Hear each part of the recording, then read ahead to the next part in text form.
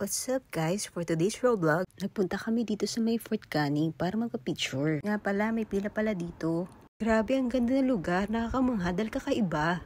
Kaya pala ito isa sa mga paboritong puntahan ng mga local at tourist dito sa Singapore. Dito, pwede ka mag-walling o pwede ka magbuwis-buhay post para sa Instagram. After sa Fort Canning, naglakad-lakad kami hanggang sa mapunta kami dito sa National Museum of Singapore. Grabe, ang laki pala ng city dito. Naglakad-lakad ulit kami hanggang makarating kami dito sa open field na part pa rin ng Fort Canning. Yun na nga, ginabi na kami sa daan, kakalakad, hanggang sa makarating kami dito sa may Funan. Lakad ulit. May nakita pala kaming makulay na building dito sa may North Bridge. Ito ang Old Hill Street Police Station. Lakad na naman. Nadaanan namin ng Clarke at Fullerton Hotel. Siyempre, ano pa nga ba, edi maglalakad ulit kami. At ngayon, nandito na kami sa may Esplanade area at tanaw namin ang Marina Bay Sand dito. Saktong-sakto, may fireworks. Grabe, ang ganda.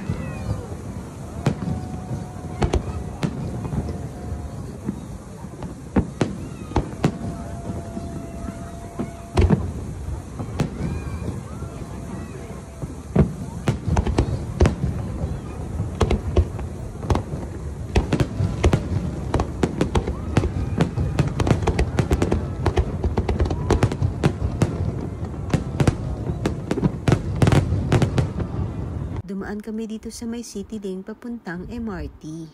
Ang next destination namin ay ang Newton Food Center. Nandito na kami.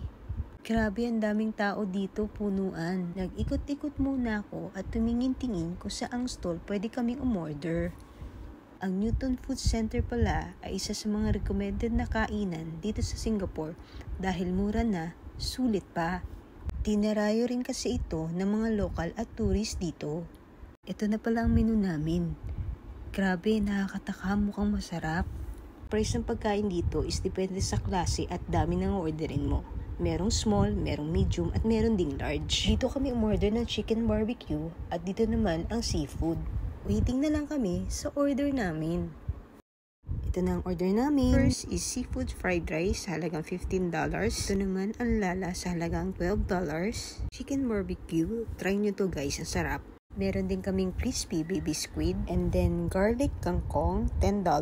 Mantaw, parang bread siya na fried. And last is stingray, which is pagi ang tawag sa atin. And then for the drinks, sumorder naman kami ng sugar cane with lemon. Kumuha ko ng isang mantaw, hindi ko akalain ang init pala. Masarap to pag dinip to sa sauce ng chili crab. Kaso mahal kaya dito na lang. Pinausaw ko ulit.